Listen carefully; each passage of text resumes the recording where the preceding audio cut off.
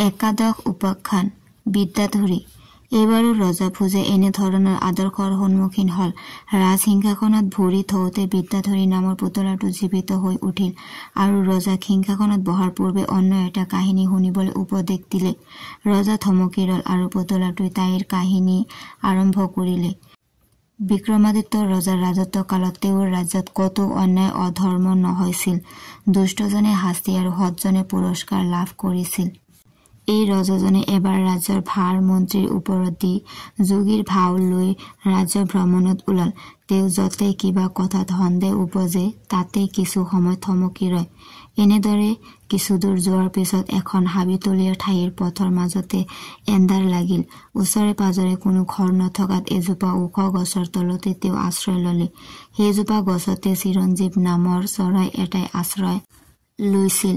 সেই চৰাইটোৰ নাতি পুতিবোৰে দেশ বিদেশৰ পৰা ফল সংগ্ৰহ কৰি বৃদ্ধ চৰাইটোক যোগান ধৰিছিল। বৃদ্ধ চিৰঞ্জীৱ চৰাইটোৱে সেই ফল মূল খাই সুখে সন্তোষে দিন পাৰ কৰিছিল। যিদিনা ৰজাই সেই গছজোপাৰ তলত জিৰণি লৈছিল সেইদিনাও সেই চৰাইটোৰ নাতি নাতিনী আইহঁতে দিয়া ফল মূল খাই সন্তুষ্ট হৈ সিহঁতক সুধিছিল, বাচাহঁত তহঁতে দেশ বিদেশ ঘূৰি ফুৰ, কেতিয়াবা কৰবাত কিবা আচৰিত বস্তু লগ পাইছনে বাৰু? চৰাই কেইটাৰ মাজৰ এটাই কলে, মই কোনো আচৰিত বস্তু দেখা নাই যদিও মোৰ মনটো বৰ প্ৰফুল্লিত নহয়। বৃদ্ধ চৰাইটোৱে কলে, এইটো কিহৰ বাবে হৈছে? চৰাইটোৱে কলে জানো কিবা লাভ হব? বৃদ্ধ চিৰঞ্জীৱ চৰাইটোৱে কলে, দুখৰ কথা কলে মনটো পাতল হয়, আপোনজনৰ আগত দুখৰ কথা কলে নিশ্চয় কোনো লাভ হয়। তেনে কথা শুনাৰ পিছত চৰাইটোৱে কলে, উত্তৰ দেশত যিখন পাহাৰ আছে সেই পাহাৰৰ কাষতে পলাশ নগৰ। পাহাৰত থকা ৰাক্ষস এটাই পলাশ নগৰৰ মানুহবোৰ ধৰি লৈ যায় আৰু পাহাৰত বহি মানুহৰ মাংসৰ জুতি লয়। এদিন সেইখন নগৰৰ মানুহবোৰ মিলিত হৈ ৰাক্ষসক কলে, হে ৰাক্ষস, তুমি আৰু কষ্ট কৰিব নালাগে, প্ৰতিদিনে আমি আমাৰ মাজৰ পৰা একোজনকৈ পঠাম, তুমি আৰামত বহি বহি খাব পাৰিবা। দুষ্ট ৰাক্ষস সেই কথাত সন্মত হল। এতিয়া নগৰখনত প্ৰতিদিনে কান্দোনৰ ৰোল উঠে। কাইলৈ যিজন ব্ৰাহ্মণৰ পাল পৰিছে তেওঁ মোৰ পূৰ্বজন্মৰ বন্দা আছিল। তেওঁৰ এটাই মাথোন পুত্ৰ। এতিয়া তিনিওজনৰ মাজত গলাগলি ঘৰখনত কান্দোনৰ ৰোল। পুত্ৰজনক পঠালেও বংশ নাশ হয়। মই তাৰে দুখত দুখী ৰজা বিক্ৰমাদিত্য ইমান পৰে গছজোপাৰ তলত বহি চৰাইটোৰ কথাকে শুনি আছিল। তেওঁ তাত অলপো সময় পলম নকৰি পলাশ নগৰলৈ গমন কৰিলে। পলাশ নগৰত উপস্থিত হৈ তেওঁ ব্ৰাহ্মণ পৰিয়ালটোৰ ওচৰলৈ গল আৰু পৰিয়ালটোক অভয়দান কৰি দ্বিতীয় দিনা পুৱা স্নান কৰি সেই বদ্ধ শিলাৰ ওপৰত গৈ হাঁহি মুখে বহিল। সেইদিনা ৰাক্ষসে ৰজা বিক্ৰমাদিত্যক তেনে অৱস্থাত দেখি আচৰিত হৈ সুধিলে, মৃত্যুলৈ তোৰ ভয় নাই নেকি? এই শিলত বহাজনে মই তাক নিয়াৰ আগতে মৃত্যু মুখত পৰে। তুমিনো কোন? বিক্ৰমাদিত্যই বজ্ৰ কঠিন ভাৱে কলে, সেইবোৰ জানি লাভ নাই, তুমি তোমাৰ কাম কৰা। মোৰ এই দেহা পৰৰ নিমিত্তে ইতিমধ্যে উৎসৰ্গা কৰিছো। ৰাক্ষসটোৱে ভাবিলে, এই নিশ্চয় কোনোবা সাধু লোক, পৰৰ কাৰণে জীৱন দিব আহিছে, গতিকে ইওক মাৰিলে মোৰ পাপহে হব। ইয়াকে ভাবি ৰাক্ষসটোক ৰজাক কলে, হে সজ্জন, তুমি মহাপুণ্যৱান, তোমাক মাৰি মই পাপী হব নোখোজো, কোৱা তোমাক কি বৰ লাগে? ৰাক্ষসৰ কথা শুনি ৰজাই কলে, হে ৰাক্ষস, সঁচাই যদি তুমি মোৰ ওচৰত প্ৰসন্ন হৈছা তেন্তে আজিৰ পৰা মানুহ বধ কৰা বাদ দিয়া, কাৰণ সকলোৰে বাবে নিজৰ প্ৰাণটো মৰমৰ। ৰজাৰ কথা ৰক্ষা কৰিম বুলি ৰাক্ষসে কথা দিলে। ৰজাইও নিজৰ ৰাজ্যলৈ উভতি আহিল। কাহিনীটো শেষ হোৱাৰ পিছত পুতলাটোৱে ভোজ ৰজাক কলে, আপোনাৰো যদি ৰজা বিক্ৰমাদিত্যৰ দৰে সেই পৰোপকাৰিতা গুণ আছে তে সেই সিংহাসনত বহক। ৰজাই সেইদিনাও সিংহাসনত বহাৰ আশা বাদ দি আগৰ দৰে ঠাইলৈ উভতিল। দ্বাদশ উপাখ্যান প্ৰজ্ঞাৱতী। 12 দিনৰ মূৰত পুনৰ ৰজা ভোজ সিংহাসনৰ ওচৰলৈ আহি প্ৰজ্ঞাৱতী নামৰ পুতলাটোৰ বাধাৰ সন্মুখীন হল। পুতলাটোৱে ৰজাক কলে, মহাৰাজ, সিংহাসনত বহাৰ আগতে এই কাহিনীটো শুনক। ৰজাৰ ইচ্ছাক সন্মান জনাই পুতলাটোৱে কাহিনীটো আৰম্ভ কৰিলে। ৰজা বিক্ৰমাদিত্যৰ ৰাজ্যত এজন অতি ধনী অথচ কৃপণ সদাগৰ বাস কৰিছিল। ভদ্ৰসেন নামৰ সদাগৰজনৰ পিছত মৃত্যু হয়। পিতৃৰ সম্পূৰ্ণ ওলট আছিল পুত্ৰ পুৰন্দৰ। তেওঁ পিতৃৰ ইমান দিন সঞ্চিত ধন ভোগ বিলাসত খৰচ কৰিবলৈ আৰম্ভ কৰে। পুৰন্দৰৰ এজন প্ৰিয় বন্ধু ধনদেৱ পুৰন্দৰক এই কাৰ্য যে অনিষ্টকৰ আৰু অনুচিত তাক বুজাই ক'লে। পুৰন্দৰৰ যুক্তি আছিল অন্য ধৰণৰ। সি বন্ধু ধনদক ক'লে, ভৱিষ্যতৰ বাবে এই কথা ভাবি যিজনে ধন সাঁচে তেওঁ মূৰ্খ আৰু অবিবেচক, কাৰণ বিপদ আহিলে ধনো বিনষ্ট হয়। এতেকে বুদ্ধিমান জনে অতীতৰ বাবে সুখ আৰু ভৱিষ্যতৰ বাবে চিন্তা কেতিয়াও নকৰে। ইয়াৰ পিছত ধনদেৱ কোনো উত্তৰ নিদি গুচি গৈছিল। ইফালে পুৰন্দৰে সমস্ত ধন উৰুৱাবলৈ আৰম্ভ কৰে। ফলত পিতৃ আৰ্জিত ধন খুব কম দিনৰ ভিতৰতে খৰচ হৈ তেওঁৰ অৱস্থা শোচনীয় হৈ পৰে। ধনহীন পুৰন্দৰ এটা সময়ত অকলশৰীয়া হৈ পৰে। এনে অৱস্থাত পুৰন্দৰৰ অনুভৱ হল যে ধন নথকা বাবে তাৰ সকলো বন্ধু বান্ধৱ আঁতৰিল, অৰ্থাৎ ধন যাৰ থাকে তাৰহে সকলো থাকে। পিছত মনৰ দুখত সি দেশ এৰি গুচি গল আৰু ঘূৰি ঘূৰি অৱশেষত হিমালয়ৰ পাদদেশৰ এখন নগৰত উপস্থিত হয়। সেই নগৰৰ এঠাইত থকা এডৰা বাহনীৰ ওচৰৰে এখন ঘৰৰ চোতালত শুই থাকে। মাজনিশা যেতিয়া টোপনিৰ পৰা সাৰ পায় তেতিয়া বাহনীৰ মাজৰ পৰা কোনোবা নাৰীৰ কণ্ঠস্বৰ ভাহি অহা যেন পালে। তাত কৈছিল, হে ডাঙৰীয়া সকল, মোক ৰক্ষা কৰক, মোক এটা ৰাক্ষসে কোবাইছে। কিন্তু নিশা বাহনীৰ দৰাত সোমাবলৈ সি সাহস নকৰিলে। পিছদিনা কথাটো গাঁওবাসীক কওঁতে গাঁৱৰ লোকে ক'লে যে এই ধৰণৰ কথা এটা প্ৰায়ে নিশা ঘটে, কোনেও তাত যাবলৈ সাহস নকৰে। পিছত পুৰন্দৰ নিজ ৰাজ্যলৈ উভতি আহি ৰজা বিক্ৰমাদিত্যক লগ ধৰি সকলো কথা বিৱৰি ক'লে। ৰজাই পুৰন্দৰৰ লগত সেই নগৰলৈ গৈ ৰহস্য কি জানিব বিচাৰে। ৰজাই পুৰন্দৰৰ নিৰ্দেশ মতে নিশালৈ অপেক্ষা কৰে। নিশা যেতিয়া একেখিনি ক্ৰন্দন শুনিবলৈ পায় তেতিয়া ৰজাই তৰোৱাল লৈ বাহনীৰ দৰাত সোমাই যায়। বাহনীৰ দৰাৰ মাজত দেখিলে যে প্ৰচণ্ড চেহেৰাৰ ৰাক্ষস এজনী নাৰীক ভীষণ অত্যাচাৰ কৰিছে। কোবত থাকিব নোৱাৰি নাৰীগৰাকীয়ে আৰ্তনাদ কৰিছে। ৰাক্ষসলৈ চাই বিক্ৰমাদিত্যৰ ৰজাই গৰজি উঠিল। ৰাক্ষসে ওলোটাই ক'লে, মৰিবলৈ যদি ভয় আছে এই ঠাই এতিয়াই ত্যাগ কৰ। পিছত ৰাক্ষস আৰু ৰজাৰ মাজত প্ৰচণ্ড যুদ্ধ আৰম্ভ হল আৰু যুদ্ধত ৰাক্ষসৰ মৃত্যু হয়। তাৰ পিছত নাৰীগৰাকীয়ে ৰজাৰ ভৰিত পৰি ক'লে, হে প্ৰভু, আপুনি মোক সাপ মুক্ত কৰিলে, মোক অসহ্য দুখ যন্ত্ৰণাৰ পৰা মোক উদ্ধাৰ কৰিলে। ৰজাই তেতিয়া তিৰোতাগৰাকীৰ পৰিচয় জানিব বিচাৰিলে। নাৰীগৰাকীয়ে তাইৰ পৰিচয়ত ক'লে, মই এগৰাকী সাপ ভ্ৰষ্ট নাৰী। মই মোৰ ৰূপক লৈ গৰ্ব কৰিছিলো আৰু স্বামীক শাস্তি দিছিলো। মোৰ ব্ৰাহ্মণ স্বামীয়ে শেষত অভিশাপ দিছিল, যিটো মই আজিলৈকে ভোগ কৰিলো। অভিশাপৰ পৰা মুক্তি লাভৰ উপায় বিচৰাত স্বামীয়ে মৃত্যুৰ আগমুহূৰ্তত আপোনাৰ দৰে পৰোপকাৰী সাহসী বীৰ পুৰুষৰ কথা কৈছিল। আপোনাৰ হাততে মোৰ সাপ মুক্তি থকা বুলি কৈ স্বামীৰ সমস্ত ধন শেষত আপোনাক অৰ্পণ কৰিবলৈ কৈছে। আজি মই সাপ মুক্ত হলো। মোৰ ধন সোণবোৰ আজি মোৰ নহয়, আপোনাৰ। পিছত ৰজাই ধন সোণবোৰ আৰু ব্ৰাহ্মণ পত্নীক পুৰন্দৰক অৰ্পণ কৰি নিজ ৰাজ্যলৈ উভতি গৈছিল। কাহিনীৰ অন্তত পুতলাটোৱে ভোজ ৰজাক কৈছিল, এনে সাহস আৰু বীৰত্ব যদি আপোনাৰ আছে সিংহাসনত বহক। কোনো উত্তৰ নিদি ৰজাই পুনৰ আগৰ ঠাইলৈ গুচি গৈছিল। ত্ৰয়োদশ উপাখ্যান, জনমোহিনী। পিছদিনা পুনৰ ৰজা ভোজে সিংহাসন অধিগ্ৰহণৰ অৰ্থে নিজৰ ভৰিখন আগবঢ়াই দিয়ে। এইবাৰো জনমোহিনী নামৰ পুতলাটোৱে বাধা দি ৰজাক অন্য এটা কাহিনী কবলৈ ধৰে। মহাৰাজ বিক্ৰমাদিত্যই এবাৰ ৰাজ্য শাসনৰ দায়িত্ব মন্ত্ৰীসকলৰ হাতত অৰ্পণ কৰি যোগীৰ সাজেৰে পৰিভ্ৰমণ কৰিবলৈ ওলাই যায়। তেওঁ গাঁও চহৰ সকলোতে পৰিভ্ৰমণ কৰিলে। এদিন তেওঁ আহি এখন নগৰত উপস্থিত হয়। সেই নগৰৰ কাষেৰে বৈ যোৱা এটা নদীৰ পাৰত এটা মন্দিৰ আছিল। সেই মন্দিৰ প্ৰাংগণত বহি নগৰৰ ডাঙৰ লোকসকলে সাধু সন্যাসীসকলৰ মুখেৰে প্ৰাচীন পুৰাণৰ কাহিনীসমূহ শুনিছিল। ৰজায়ো নদীত স্নান কৰি আহি সাধুসকলৰ কাষতে বহি পুৰাণৰ কাহিনীবোৰ শুনিছিল। পণ্ডিতসকলে ধৰ্ম চৰ্চাৰ মাজত মানুহৰ বিভিন্ন গুণ সম্পৰ্কে আলোচনা কৰিছিল।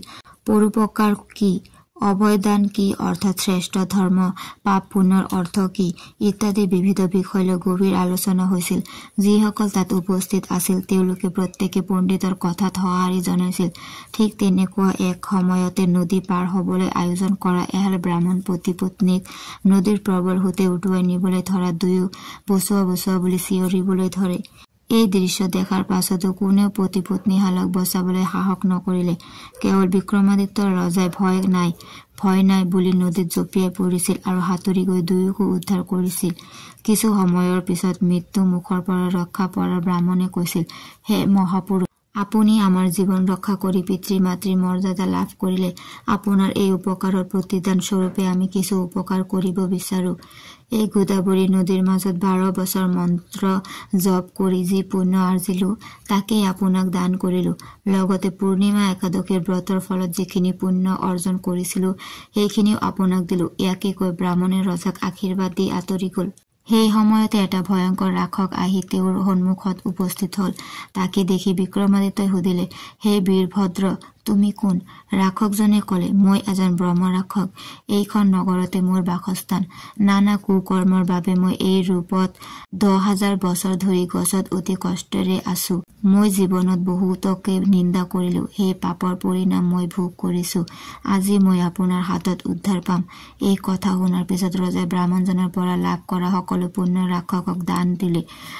ব্ৰহ্ম ৰাক্ষসে সেই পুণ্যৰ বলত দিব্য ৰূপ লাভ কৰি ৰজাক প্ৰশংসা কৰি স্বৰ্গলৈ গল। ইয়াৰ লগে লগে ৰজা বিক্ৰমাদিত্যই নিজ ৰাজ্যলৈ উভতি গল।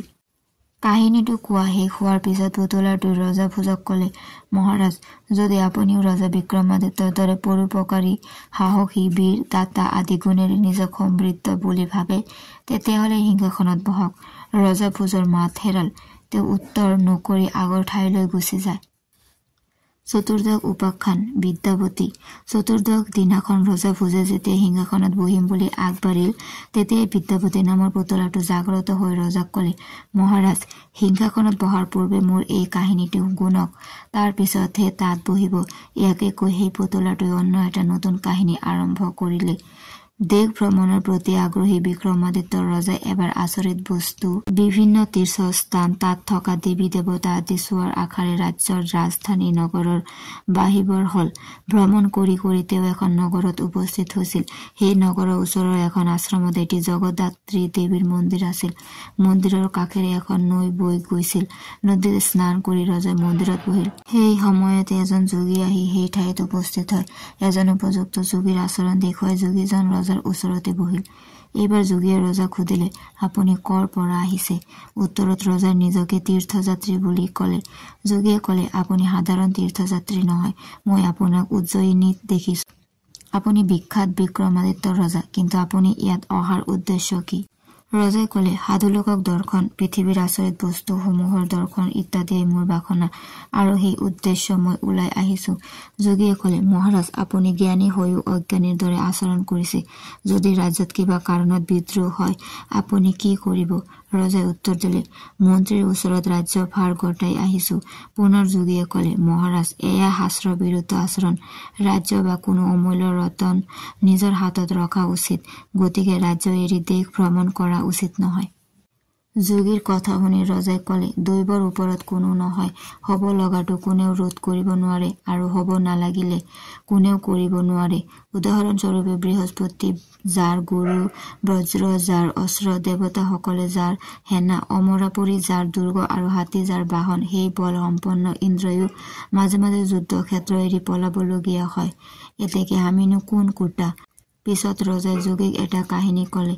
উত্তৰ দেশত নদী পৰ্বত বন্দৰ নামৰ এখন নগৰ আছিল। তাত ৰজা শিখৰ নামৰ এজন ৰজাই ৰাজত্ব কৰিছিল। এবাৰ এইজন ধাৰ্মিক ৰজাৰ জ্ঞাতি সকলৰ বিবাদৰ ফলত নিৰ্বাসন ভুগিব লগা হৈছিল। ৰজা শেষৰে মনৰ দুখতে পত্নী পুত্ৰক লৈ ঘূৰি ফুৰিব লগা হৈছিল। ঘূৰি ঘূৰি এদিন এখন নগৰৰ ওচৰৰ এজোপা গছৰ তলত আশ্ৰয় লৈছিল। কিছু সময়ৰ পিছত সূৰ্য অস্ত গৈছিল। সেই গছজোপাত 5টা চৰাই আছিল। নিশা সিহঁতে নিজৰ ভিতৰতে কথোপকথন আৰম্ভ।